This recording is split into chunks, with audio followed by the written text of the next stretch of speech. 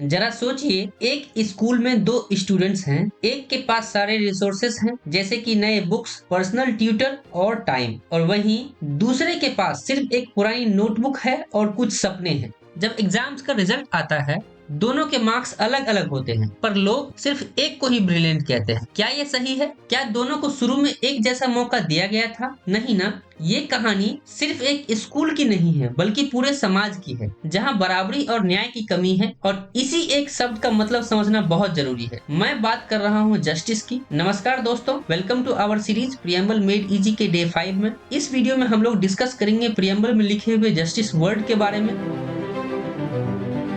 Indian constitution के preamble में justice word एक बहुत ही डीप और इम्पोर्टेंट कॉन्सेप्ट है, जो 3 प्रकार के न्याय को दर्शाता है। पहला, सामाजिक न्याय मीन्स सोशल जस्टिस। दूसरा, आर्थिक न्याय मीन्स इकोनॉमिक जस्टिस। और तीसरा, राजनीतिक न्याय मीन्स पॉलिटिकल जस्टिस। प्रियम्बल में जस्टिस के इन सभी टाइप्स का जिक्र किया गया है। हम लोग इस चीज को डिटेल में देखेंगे, तो चलिए शुरू करते हैं।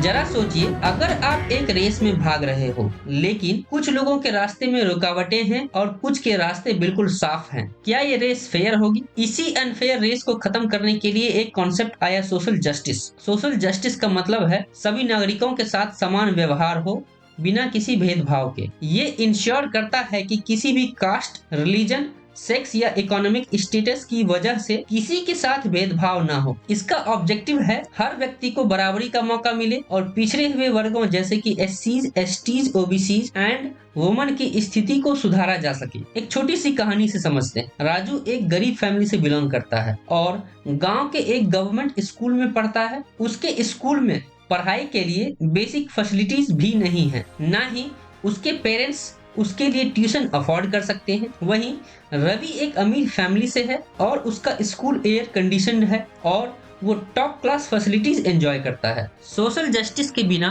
राजू और रवि के बीच की ये गैप बढ़ती रहेगी और राजू कभी रवि के बराबर नहीं आ पाएगा। इसलिए भारत का संविधान ये कहता है कि बैकवर्ड क्लासेस के लिए रिजर्वेशंस और स्पेशल पॉलिसीज होनी चाहिए, ताकि राजू जैसे लोग भी रवि की तरह सपने देखकर उन्हें पूरा कर सकें। अब हमारे समाज में सोशल जस्टिस इंश्योर कैसे किया जाता है? तो ये इंश्योर किया जाता है फंडामेंटल राइट्स के थ्रू। आर्टिकल 14 कहता है सबको बराबर का हक मिलेगा बिना किसी डिस्क्रिमिनेशन के। आर्टिकल 15 कहता है किसी भी धर्म, जाति या लिंग के आधार पर भेदभाव नहीं होगा। आर्टिकल 16 कहता है सरकारी नौकरियों में सबको बराबर का अवसर मिलेगा। आर्टिकल 17 कहता है अनटचेबिलिटी को खत्म कर दिया गया है। आर्टिकल 23 कहता है मानव श्रम और मानसिक या शारीरिक शोषण से बचाव का अधिकार है। आर्टिकल 24 कहता है बच्चों को काम पे लगाना या उनका शोषण नहीं हो सकता। वहीं डीपीएसपी के भी कुछ इंपॉर्टेंट आर्टिकल्स हैं जो सोशल जस्टिस से डायरेक्टली जुड़े हुए हैं। आप इनको स्क्रीन पर देख सकते हैं। अब तो आप समझ ही गए हैं कि सोशल जस्टिस सिर्फ एक कॉन्सेप्ट नहीं, बल्कि एक कमिटमेंट है, एक ऐसे भारत के लिए जहां हर व्यक्ति के पास बराबर का अधिकार हो और हर इंसान के सपने उनके बैकग्राउंड से परे होकर आसमान छू सकें। क्योंकि न्याय वही है जहां हर राजू और रवि एक बराबर दौड़ लगा सके।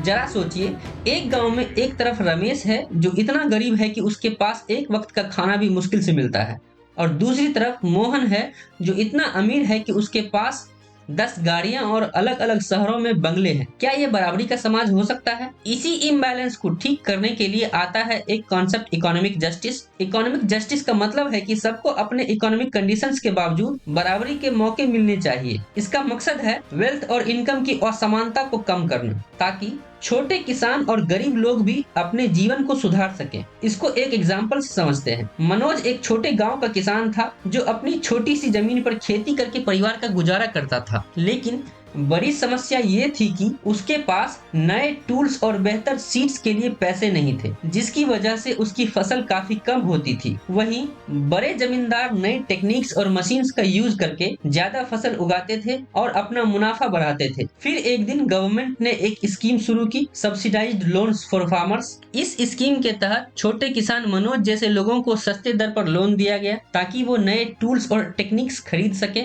मनोज ने इसका फायदा उठाया, बेहतर सीड और इरिगेशन सिस्टम अपनाया और कुछ ही सालों में उसकी फसल और आमदनी दोनों बढ़ गई। अब वो सिर्फ अपने परिवार के लिए ही नहीं बल्कि अपने गांव के बाजार के लिए भी फसल उगाता था। हमारे समाज में इकोनॉमिक जस्टिस इंश्योर किया जाता है डीपीएसपी के इन आर्टिकल्स के थ्रू। आप इसे स्क्रीन पर देख सकते हैं। आर्टिकल 38(1) कहता है स्टेट को ये ड्यूटी दी गई है कि वो एक सामाजिक व्यवस्था बनाए जहां सभी सिटीजन्स को बराबरी से न्याय मिले, फिर चाहे वो सामाजिक, आर्थिक या राजनीतिक हो। आर्टिकल 38(2) कहता है स्टेट को इंश्योर करना है कि वेल्थ और रिसोर्सेज का डिस्ट्रीब्यूशन सबके बीच बराबर हो। आर्टिकल 39(a) कहता है हर सिटीजन को एक अच्छी लाइफ जीने के लिए जरूरी रिसोर्सेज और अपॉर्चुनिटीज मिलनी चाहिए। आर्टिकल 39(b) कहता है स्टेट को इंश्योर करना है कि नेचुरल रिसोर्सेज का यूज सबके बेनिफिट के लिए हो, बस किसी एक ग्रुप के लिए नहीं। आर्टिकल 39(c) कहता है स्टेट को ये इंश्योर करना है कि वेल्थ का एक्यूमुलेशन सिर्फ कुछ लोगों तक सीमित न हो। आर्टिकल 41 कहता है स्टेट को जनता के जॉब्स और लाइवलीहुड के लिए अपॉर्चुनिटीज क्रिएट करनी चाहिए। आर्टिकल 43 कहता है वर्कर्स को मिनिमम वेजेस और डिसेंट स्टैंडर्ड ऑफ लिविंग का अधिकार मिलना चाहिए। अब तो आप समझ गए होंगे कि इकोनॉमिक जस्टिस का मतलब है एक ऐसे भारत का निर्माण जहां कोई भी व्यक्ति अपनी गरीबी की वजह से पीछे न छूट जाए, जहां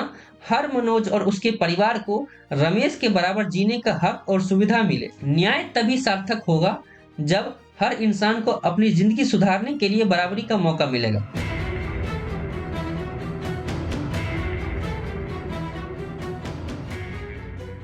जरा सोचिए, अगर आप वोट देना चाहें लेकिन आपको मना कर दिया जाए सिर्फ इस वजह से कि आप एक गरीब फैमिली से हैं या एक पर्टिकुलर जाति से बिलोंग करते हैं, क्या ये इंसाफ होगा? पॉलिटिकल जस्टिस का कॉन्सेप्ट यही कहता है कि हर नागरिक की आवाज बराबर हो और हर नागरिक के हक का सम्मान किया जाए। सीधे शब्दों में इसका मतलब है कि सभी नागरिकों को बराबरी के पॉलिटिकल राइट्स मिलने चाहिए, जैसे वोटिंग का अधिकार, इलेक्शन लड़ने का हक और सरकार में अपनी आवाज उठाने का मौका। इसका मकसद है डिस्क्रिमिनेशन को खत्म करना और एक समावेशी इंक्लूसिव सरकार बनाना। एक एग्जांपल से समझते हैं। कहानी है अनीता की, जो एक रिमोट गांव की महिला है। गांव में हमेशा मर्द ही सरपंच बनते थे और महिलाएं डिसीजन मेकिंग प्रोसेस से दूर रखी जाती थी। फिर एक दिन रिजर्वेशन पॉलिसी के अंडर सरपंच का पोस्ट महिलाओं के लिए रिजर्व किया गया। अनीता इलेक्शन जीतकर गांव की पहली महिला सरपंच बनी। उसने न सिर्फ महिलाओं के इश्यूज को हाईलाइट किया बल्कि गांव के समग्र विकास के लिए काम किया। ये है पॉलिटिकल जस्टिस का सच्चा उदाहरण, जहां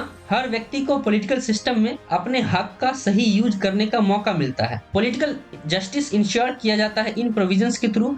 आप इसे स्क्रीन पर देख सकते हैं। अब तो आप समझ गए होंगे कि पॉलिटिकल जस्टिस का असली मतलब है एक ऐसे समाज का निर्माण जहां ना कोई छोटा है और ना ही कोई बड़ा, जहां हर व्यक्ति के वोट की कीमत एक समान हो और हर आवाज का सम्मान हो, जहां एक गांव की अनीता भी सरपंच बनकर बदलाव ला सके और एक कॉमन सिटीजन भी अपने वोट के जरिए अपनी सरकार का हिस्सा बन सके। वही है पॉलिटिकल जस्टिस का असली रूप। कहानी अभी खत्म नहीं हुई है। जस्टिस की जब भी बात की जाती है तो डिस्ट्रीब्यूटिव जस्टिस का जिक्र जरूर होता है। अब ये डिस्ट्रीब्यूटिव जस्टिस क्या है?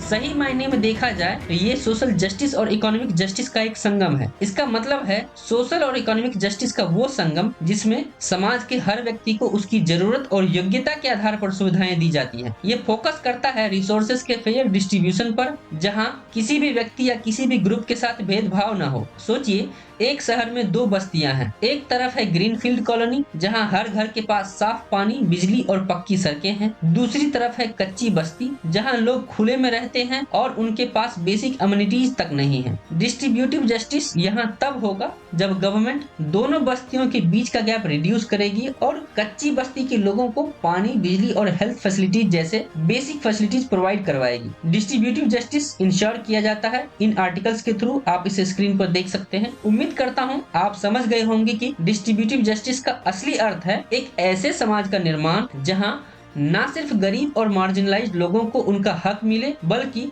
हर व्यक्ति को एक सम्मान के साथ जीने का अवसर मिले। बराबरी तभी सार्थक होगी जब सबको अपने ड्रीम्स और एम्बिशंस को पूरा करने का एक न्यायिक और सही मौका दिया जाए। डिस्ट्रीब्यूटिव जस्टिस का ये सपना सिर्फ एक कॉन्सेप्ट नहीं बल्कि एक बेहतर भारत की नींव है। अब आप मुझे कमेंट सेक्शन में बताओ कि इस टॉपिक के बारे में आप क्या सोचते हो और क्या हमारा देश सही मायने में जस्टिस इंश्योर कर पाया है। मिलते हैं अगली वीडियो में जिसमें हम लोग लिबर्टी के बारे में डिस्कस करेंगे। तब तक के लिए let's learn, let's discuss, let's augment.